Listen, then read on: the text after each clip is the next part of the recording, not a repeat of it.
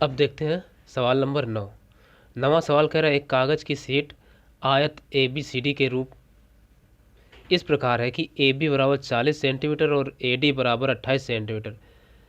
एक अर्धवृत्ताकार भाग जिसका व्यास BC है इसमें से काटा गया है। शेष बची शीट का क्षेत्रफल ज्ञात कीजिए।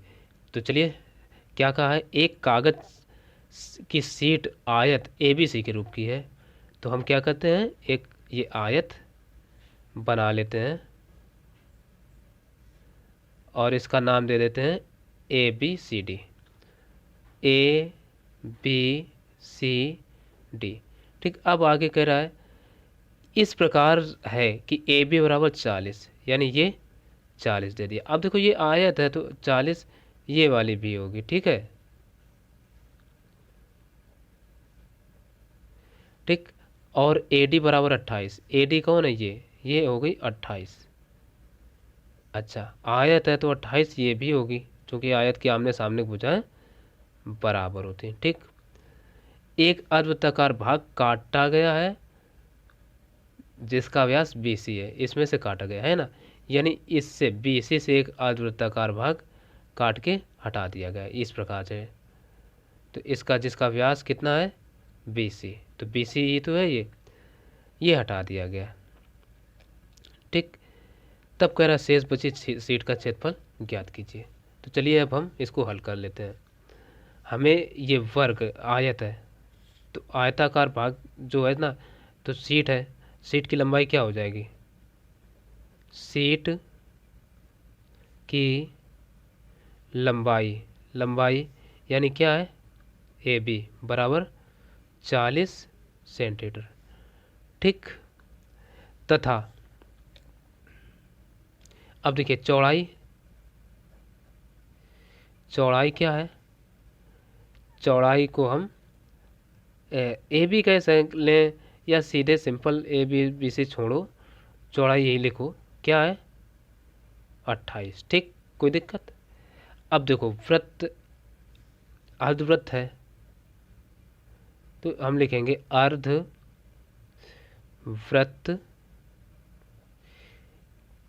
का व्यास, ठीक है ना, ये की नहीं है, का है, व्यास बराबर कितना हो जाएगा 28 सेंटीमीटर। भाई BC क्या 28 ही तो है, इसलिए त्रिज्या R बराबर क्या होगी 28 की आधी, यानी व्यास की आधी त्रिज्या होती है, तो ये आ जाएगी 14 सेंटीमीटर। ठीक, ये हो गया।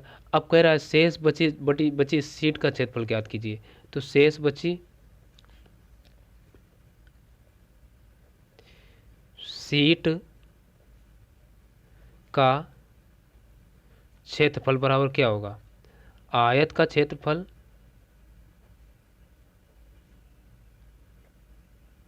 माइनस अर्धवृत्त का क्षेत्रफल।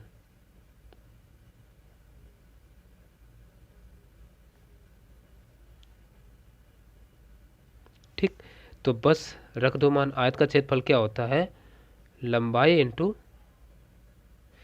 चौड़ाई, और माइनस वृत्त का क्षेत्र अर्धवृत्त का होता है पाई R स्क्वायर, अर्धवृत्त का हो जाएगा पाई R स्क्वायर बटे 2।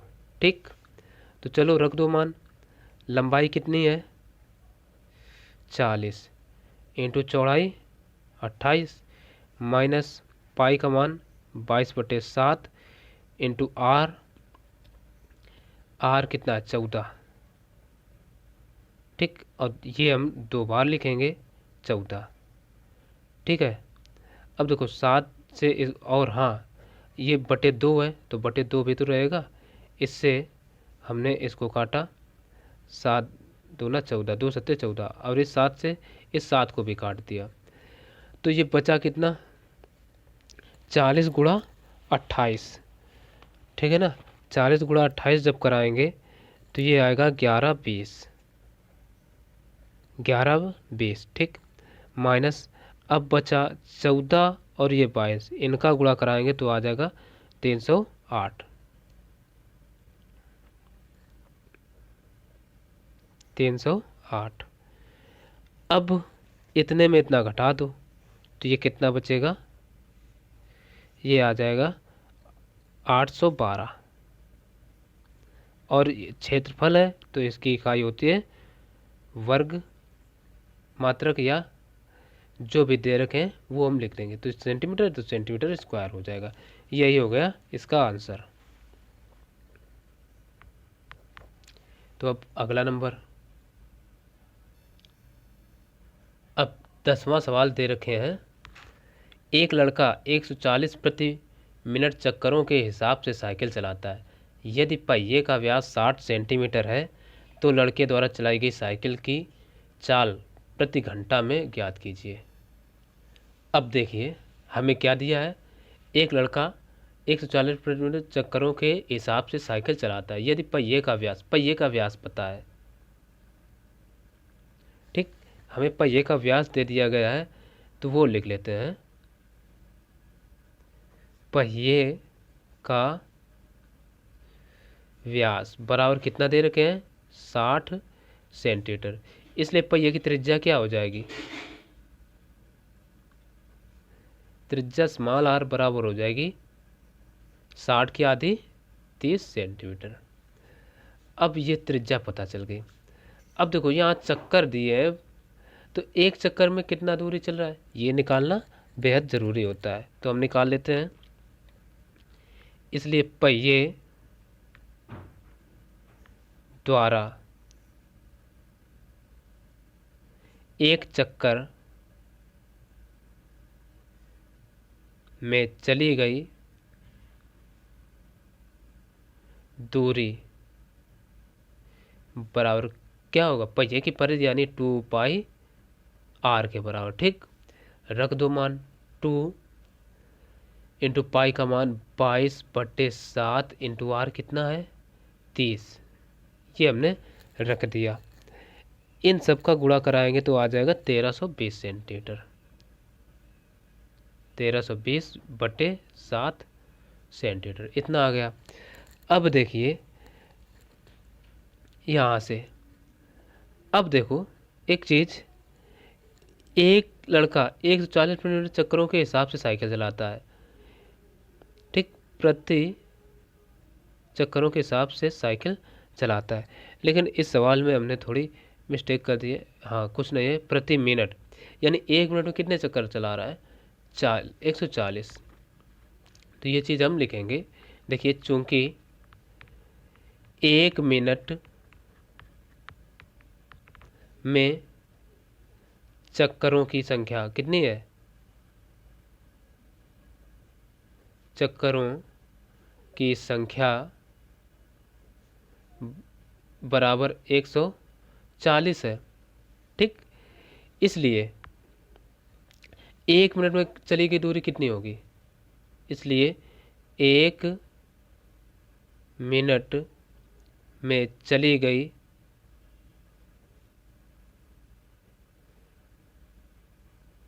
दूरी बराबर 140 गुणा 1 चक्कर में कितनी दूरी चल रहा है, इतना ही, यानी 125/7 इतना चल रहा। ठीक है ना। 7 से हम इसको यहीं काट लेते हैं। 7 एकम 7, 7 दूना 14, यानी ये आ गया 20 इंटू 13 20। ठीक, इतना आ गया 1 मिनट में आई। अब इसी को 60 मिनट में बदल देते हैं, यानी 1 घंटा में। इसलिए 1 घंटा में चली गई दूरी बराबर, अब देखो 1 घंटा में कितने वो होते हैं मिनट, 60, तो 20, ठीक, गुणा ये 13 20 इंटू 60। ठीक, ये किस में आ गए, किलोमीटर में, सब कुछ सेंटीमीटर में है ना, तो ये सेंटीमीटर में ही आया, तो हम यहीं सेंटीमीटर लिख दिया बगल में। अच्छा, अब इसको यदि हम किलोमीटर में बदलें, हालांकि चलो पहले इनका गुणा करा लेते हैं। ठीक, तो जब गुणा कराएंगे तो आ जाएगा 1584,000 1584,000 सेंटीमीटर में आया। इसको किलोमीटर में बदल लेते हैं। चलो तो अब तो किलोमीटर बदलने के लिए हम क्या करेंगे, 15 84 ट्रिपल ज़ीरो, ठीक। अब अगर इसमें 1000 से भाग दें तो ये किस में बदला, किलोमीटर में। अब इसको यदि मीटर में भी बदलें, ठीक है ना। अच्छा, किलोमीटर में बदलने के लिए क्या करते हैं, पहले तो मीटर में बदलेंगे, मीटर से तब किलोमीटर में। तो 1000, भाई देखो 1 सेंटीमीटर में कितने मीटर होते हैं, 100। तो पहले सेंटीमीटर से मीटर में बदला। अब 1 मीटर में कितने किलोमीटर होते हैं, मतलब 1 किलोमीटर में 1000 मीटर होते हैं, तो 1000 से गुणा।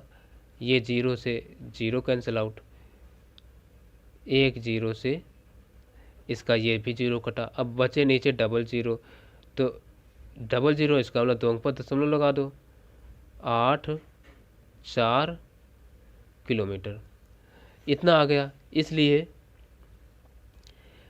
अब साइकिल की चाल क्या हो जाएगी,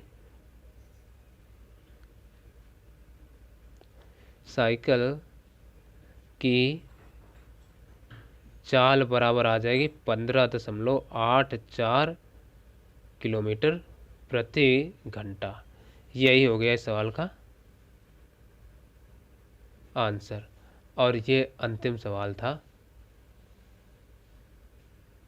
इस प्रश्नावली का। तो यहाँ देखिए हमने बाद में स्क्रॉल किया, ठीक है, कोई बात नहीं। तो ये वीडियो पसंद आए तो ज़रूर अपने दोस्तों को शेयर करें, लाइक करें, चैनल को यदि सब्सक्राइब नहीं किया तो सब्सक्राइब कर लें, और अपने दोस्तों को और बताएं हमारे चैनल के बारे में, एनसीईआरटी स्पेशलिस्ट के बारे में। तो चलिए मिलते हैं फिर अगले वीडियो में, तब तक के लिए नमस्कार।